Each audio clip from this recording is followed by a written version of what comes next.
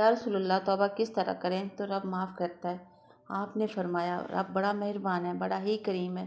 وہ تو کسی بندے کی اونٹنی اگر گم ہو جائے، صحرا میں ہو، اور اس طرح گم ہو کے پیسے بھی اونٹنی پہ ہوں، کھانا بھی اونٹنی پہ ہو، کپڑے بھی اونٹنی پہ ہوں، علاقہ بھی صحرا کو ہو، اور اس نے کسی ٹہنی کے ساتھ باندھی ہو، پھر وہ سو جائے، سو کے اٹھے تو اونٹنی غائب ہو۔ اب وہ اتنا پریشان ہو کہ آگے پیچھے دائیں بائیں دیکھا تو پتہ چلے کہ اونٹنی تو غائب ہو گئی، نہ کھانا ہے، نہ پیسے ہیں، نہ کپڑے ہیں، نہ سواری ہے، علاقہ بھی صحرا کا ہے۔